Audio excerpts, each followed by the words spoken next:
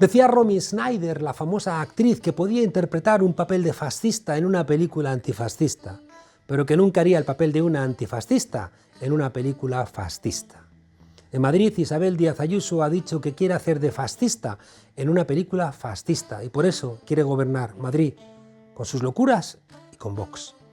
Hemos visto lo que ha pasado con Trump en Estados Unidos, con Orbán en Hungría, con Kaczynski en Polonia, es decir, una Europa que abandona su concepción de los derechos humanos.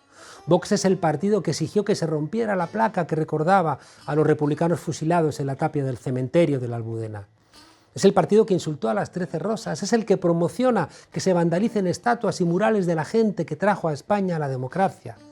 Es el que prefiere los gobiernos del asesino Franco, que mató a 200.000 españoles, al gobierno actual de la democracia.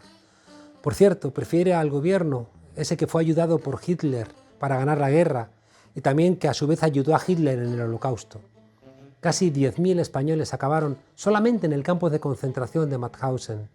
De ellos murieron 4.427, porque el gobierno de Franco dijo, después de una reunión de Serrano Suñer con Hitler, que el lugar de los republicanos españoles era los campos de la muerte. Podemos nació del 15M, nació sin pedirle dinero a los bancos, contando con la emoción de mucha gente que pensó que España iba por fin a cambiar radicalmente porque todo estaba demasiado podrido y no podíamos respirar. Es verdad que en los procesos de cambio es más fácil señalar lo que no funciona que después cambiarlo. En la lucha hay épica, pero en la gestión la épica se llama eficiencia. La eficiencia es verdad que mejora la vida de la gente, pero brilla menos. Nació Podemos y se activaron las cláusulas de alarma de las élites en la cuarta economía del euro. Empezó una campaña de descrédito contra Podemos. Se fomentaron las divisiones internas, la guerra jurídica empezó a hacer mella. Se articuló una policía política para inventar pruebas, se puso el aparato del Estado al servicio del acoso de Podemos y los medios de comunicación multiplicaron las mentiras hasta que parecieran una verdad de tanto repetirlas. Sin embargo, Podemos, sin pedir dinero a los bancos, echó a Mariano Rajoy de la Moncloa como había prometido y entró en el gobierno de España como había prometido. Hoy, Pablo Iglesias ha dicho que deja el gobierno y va a dar la batalla en Madrid, porque Madrid es hoy el laboratorio de la extrema derecha que puede volver a vaciar la democracia. Isabel Díaz Ayuso, en una entrevista con Ana Rosa Quintana, ha dicho que si te llaman fascista es que lo estás haciendo bien, que estás en el lado bueno de la historia, se supone, es decir, al lado de los capos, donde los campos de concentración, al lado de los que fusilaban al amanecer y todas esas cosas que hacen que todavía no sepamos dónde está enterrado Federico García Lorca. No me creo que Isabel Díaz Ayuso se crea eso, pero lo dice. Podemos nació como una fuerza política diferente, no profesional, unida al pueblo. En un momento en donde la basura desborda las alcantarillas en la sede de Ciudadanos y también en la sede embargada del PP. Y resulta que Pablo Iglesias deja la gloria de la vicepresidencia para bajar al barro de los territorios. Es verdad que hemos visto que la gente de Podemos puede estar en puestos de dirección o en la base y yo doy fe de ello. Iglesias ha entendido que la pelea que él puede dar ahora mejor, la más relevante, es en Madrid, para frenar el ejército de caminantes blancos que significan Ayuso y Monasterio. Una pelea antifascista y a favor de la democracia en el siglo XXI. Además ha apelado a la unidad, porque Podemos ya hizo el esfuerzo en 2015 para juntar a toda la izquierda madrileña. Tan es así que yo mismo, que fui el candidato a la alcaldía, decidí retirarme porque pensé que Carmena sumaría más que yo. A lo mejor, por eso, de vez en cuando me hacen cacerías. Pero hace tiempo que se me quitó el miedo. Iglesias, con el que he compartido siempre no tener miedo, con el que he compartido siempre poner delante el pueblo a nuestros intereses, hizo entonces el esfuerzo por la unidad hace 6 años y ahora vuelve a tender la mano desde la generosidad y con la misma intensidad desde el compromiso de quien sabe que hay que pararle los pies a los que no respetan a la democracia. Podemos con Iglesias ha vuelto a hacerlo. Otra vez vuelve a dictar el libreto de la regeneración de la política. En una política, ya digo, cansada por los tránsfugas, o por los aburridos, o por los ambiciosos. Hacía muchas lunas que yo no veía tantas ganas de volver a las calles, que no veía a tanta gente con ganas de apuntarse de apoderados, de tanta gente queriendo colaborar en la campaña de Madrid. Así que, ¿sabéis qué? Desobedientes, nos vemos otra vez en las calles. Bienvenidas a la frontera.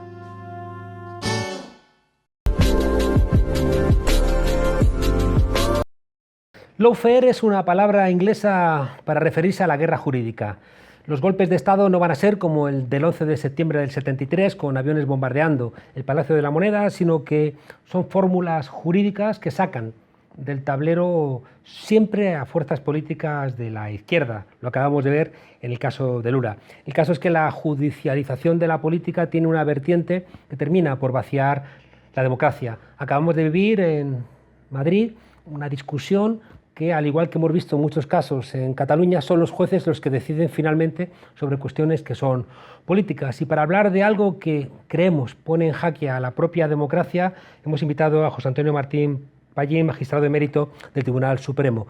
José Antonio, muchísimas gracias por acompañarnos. Gracias a vosotros. ¿Existe el lawfare? ¿Es un riesgo para las democracias? El lawfare existe, lo que pasa es que se ha, transmutado a España de forma diferente. Originariamente es la opción que tienen de hacer la guerra jurídica ante la agresión bélica. Un ejemplo podría ser las actuaciones de condena a Israel por el caso de Palestina.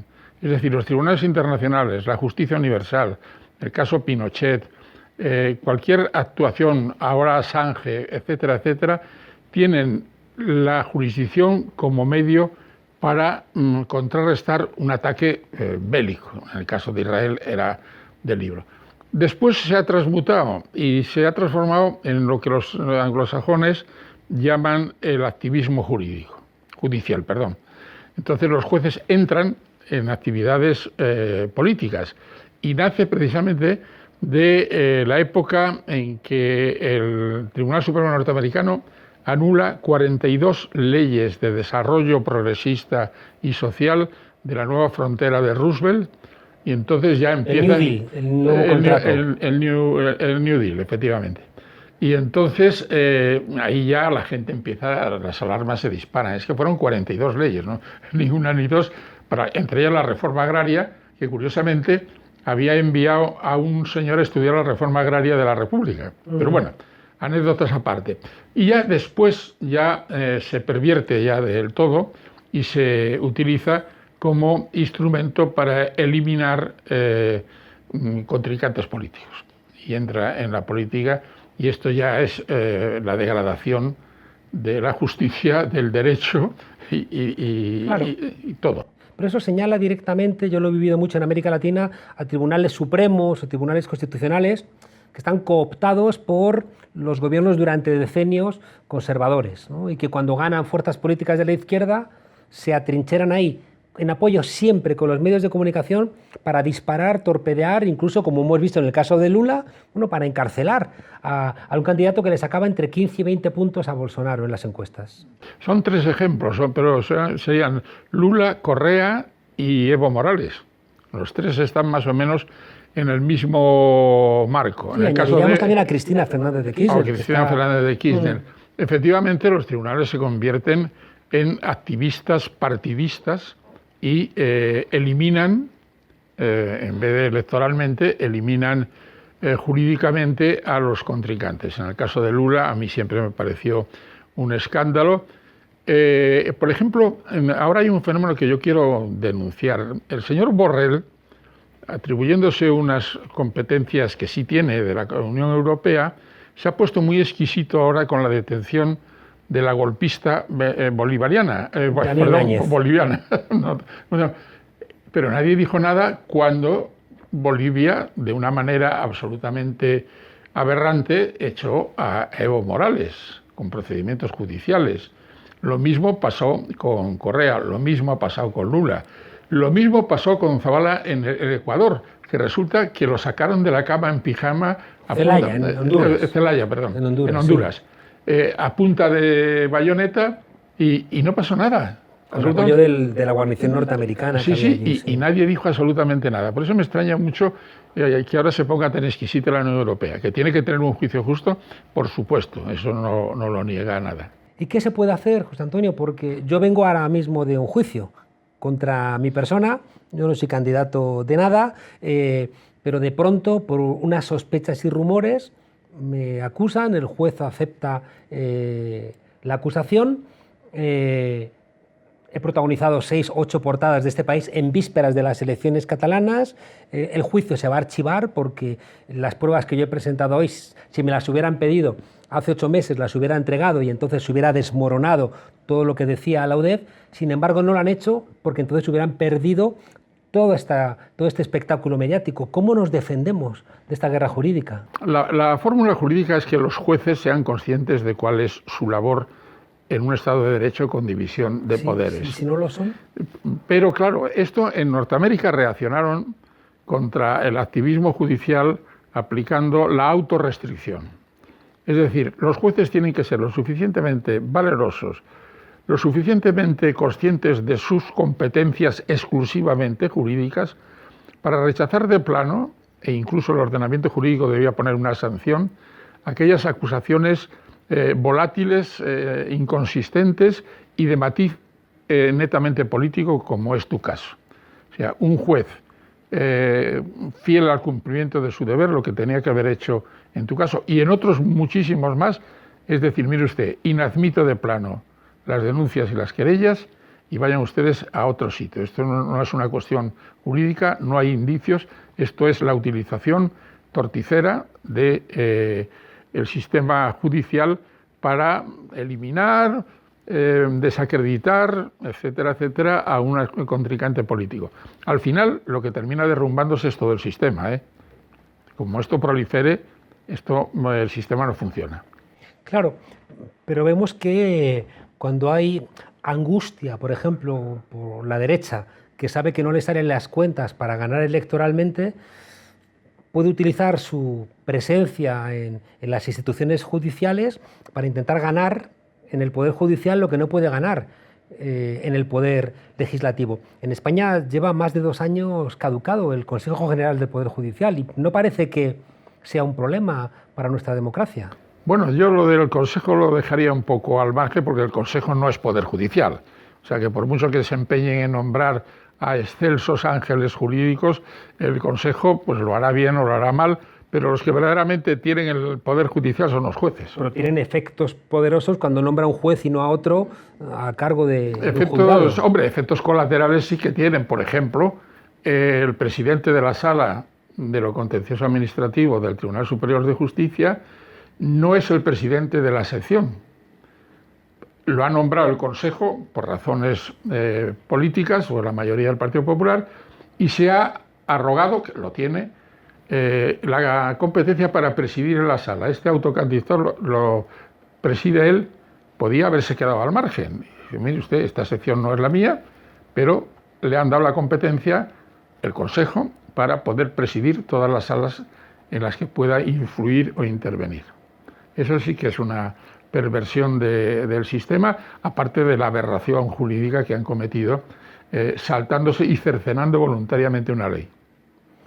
En esa misma dirección hemos visto que en Madrid deciden los jueces cuándo son y cuándo no son las elecciones, inmiscuyéndose en un ámbito complicado que es el de la moción de censura, que en la teoría parlamentaria, si el gobierno puede disolver las cámaras pueden hacer mociones de censura.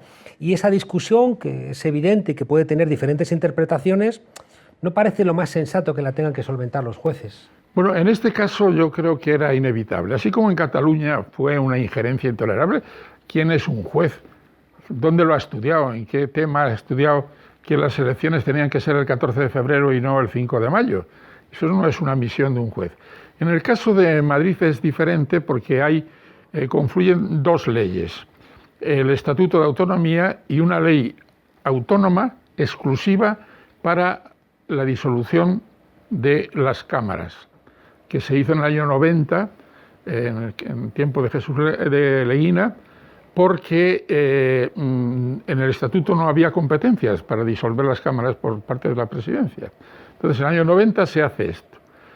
El que tenga pues, la curiosidad de leer el auto, verá que al final el tribunal termina admitiendo la vigencia de esta ley, que es de 1990. Pero cita solo el artículo 1, la capacidad de disolución que se hará mediante decreto. El artículo 2 se lo han comido, que se lo expliquen a los ciudadanos. ¿Por qué se lo han comido? porque dice que el decreto no entrará en vigor hasta su publicación en el Boletín Oficial de la Comunidad.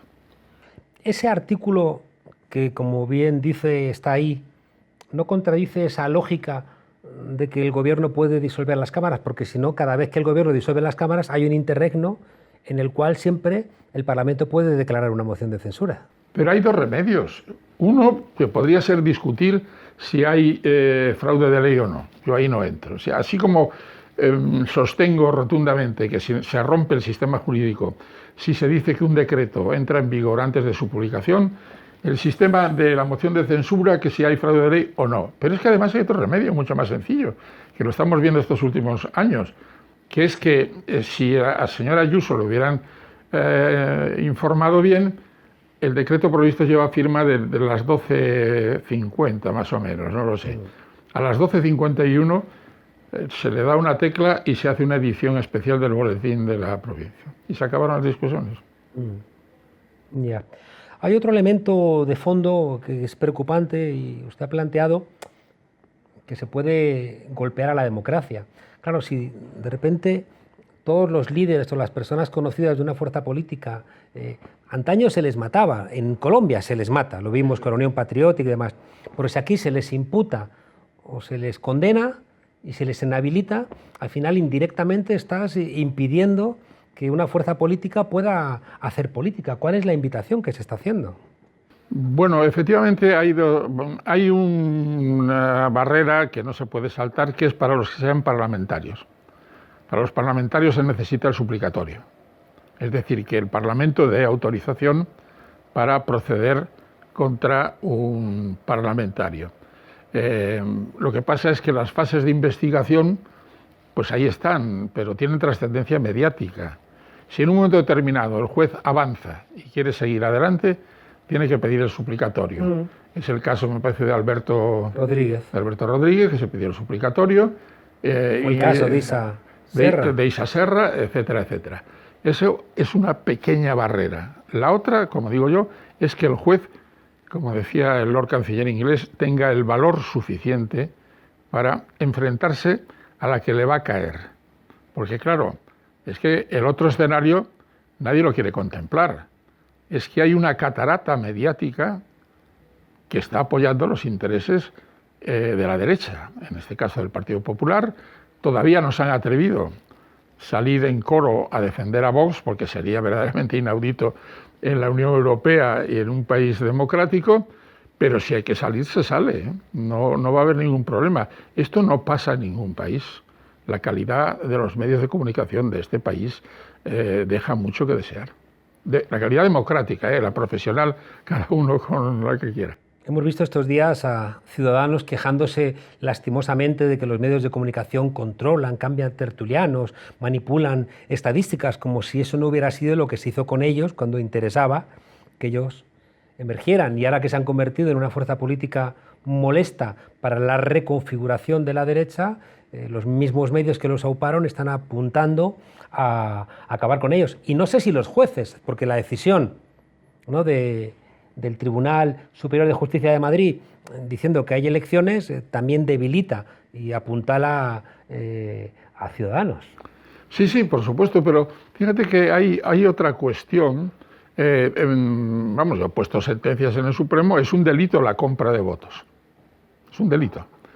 Pero claro, es un delito de cohecho y se habla de... Normalmente no son retribuciones en dinero, son pues prebendas, cargos, etcétera, etcétera. ¿Qué diferencia hay entre comprar un voto por 100.000 euros o comprar un voto adjudicándole una vicepresidencia con 76.000, me parece, euros al año, chofer, secretarias, etcétera, etcétera? Desde el punto de vista jurídico penal, y yo lo respetaría, diría, hombre, es que el Código Penal hay que interpretarlo restrictivamente. Desde el punto de vista social y político, para mí es exactamente igual.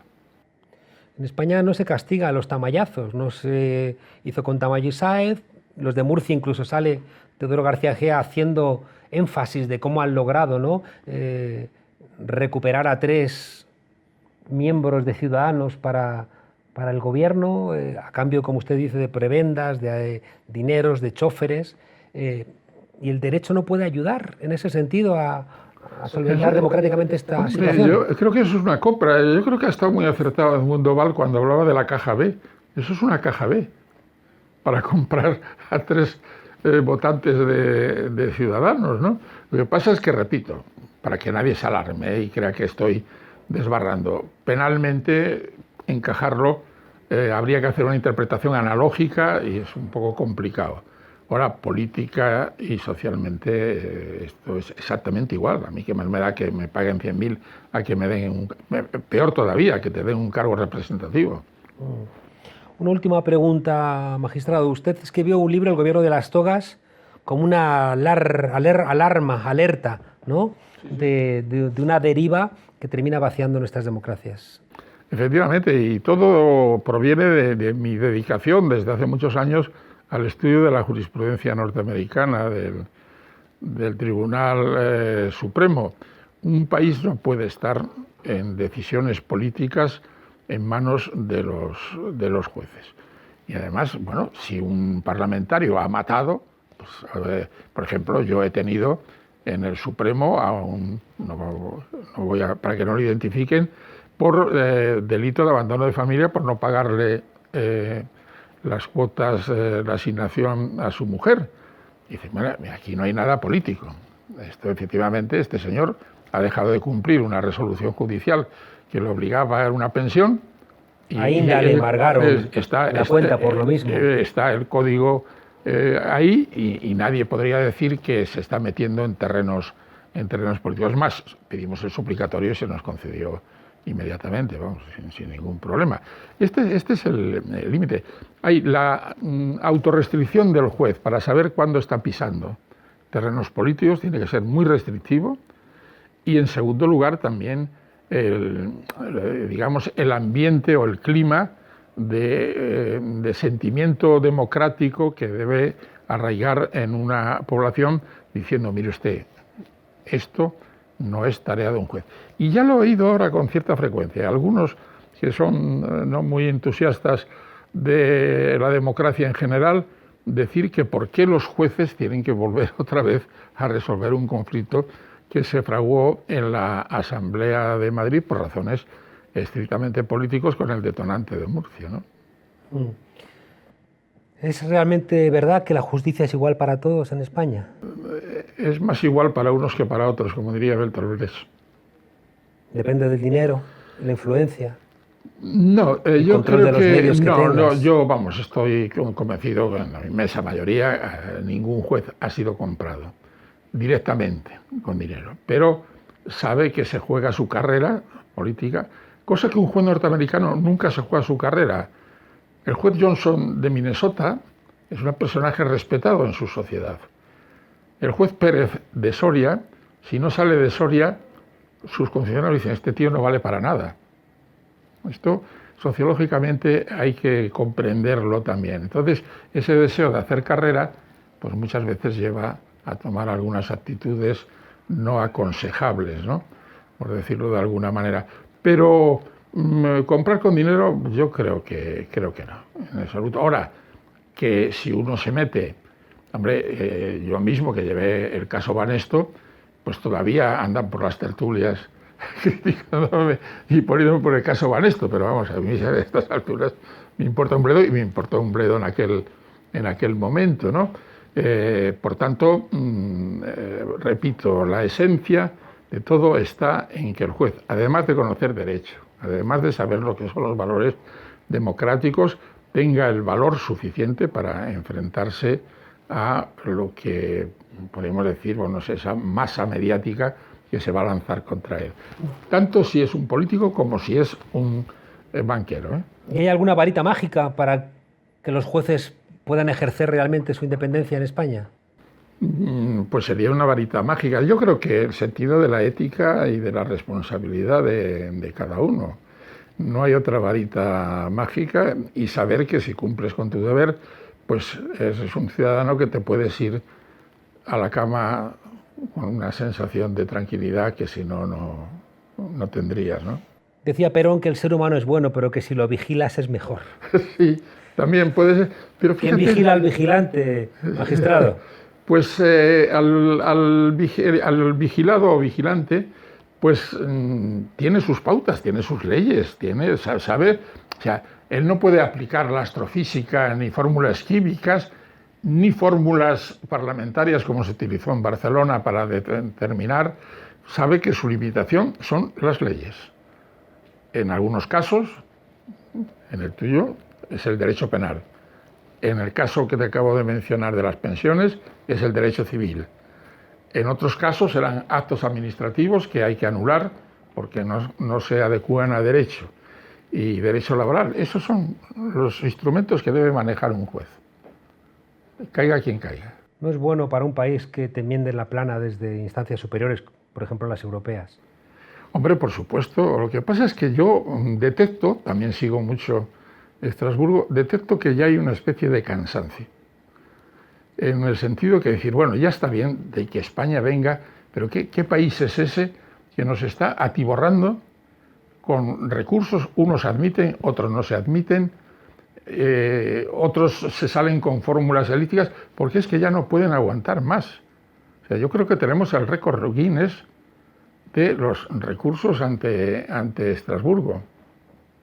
Porque somos el país donde el PP dijo que iban a controlar el Supremo por detrás, un alto cargo del PP. Entonces, efectivamente.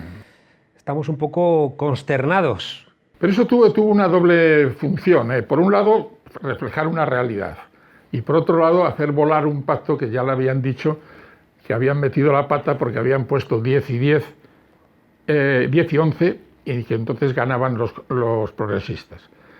Alguien les convenció, había que volarlo, y el señor Coixidó, con esa finura jurídica y política, pues lo puso en un tuit. José Antonio Martín Pallín, magistrado emérito del Tribunal Supremo. Esta mañana vengo de un juicio con otro juez, con el juez Escalonilla. Ahora estoy aquí con otro magistrado. Qué mañana de justicia. En los dos sitios me he encontrado francamente bien. Es verdad que esta mañana había gente de Vox, del PP, y aquí tenemos a Lolo, aquí tenemos al señor Crespo. Es decir, es una compañía más amable la que hay aquí que la que hay en los juzgados. Por cierto, qué pasillos feos, tétricos y kafkianos los de Plaza de Castilla. Sí, bueno, porque es que el diseño no es precisamente el más afortunado. Para dar miedo. Bueno, y si bajas a los calabozos ya te espantas. No he tenido la fortuna. Magistrado, muchas gracias por acompañarnos aquí en la frontera. Encantado, como siempre.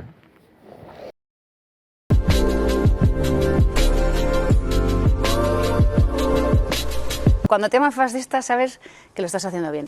Es que hace una rasca que para qué queremos más. ¿Lo has grabado? ¿Ya se oye? ¿Esto lo has grabado? No reconozco la cara, la puesta yo. No son muchas. Luego le pegamos rezo a todo el mundo y mira, no me queda ni... ¿Me estás grabando? Son 8.000. A ver, que esto no se sabe ganar, no hace falta la cifra exacta, pero tampoco es una parida.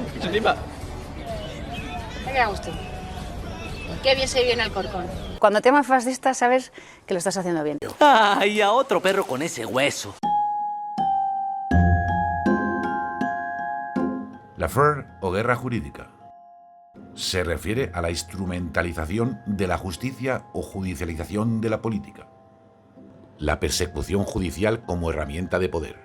Decía que salgo de un juicio que he terminado, recuerdo que si me hubieran pedido los documentos hace 8 meses este juicio no habría tenido lugar. El juez me ha preguntado sobre una factura que decía la UDEF que era falsa y le he demostrado que la factura no se realiza cuando me la pide el banco, que tiene la obligación de pedirla cuando haces un ingreso del extranjero de más de 10.000 euros, y la UDEF planteaba que la había hecho ad hoc, y les he enseñado documentos de correos electrónicos mandada antes, y por tanto todo el argumento de la UDEF se invalida. El juez también me ha preguntado si tenía los billetes de avión de los trabajos realizados de consultoría, y le ha adjuntado un correo electrónico de Iberia, porque procuro viajar siempre con Iberia, con todos los billetes de avión. Por tanto, creo que desaparece totalmente una argumentación que me llevó a las portadas de este país justo en la víspera de las elecciones catalanas. Quiero recordar que no tengo ningún cargo, que no me presenta nada, y sin embargo he protagonizado las portadas otra vez de este país, porque parece que hay una voluntad de que la gente de Podemos esté acusada por eso que llamamos la guerra jurídica, el lawfare.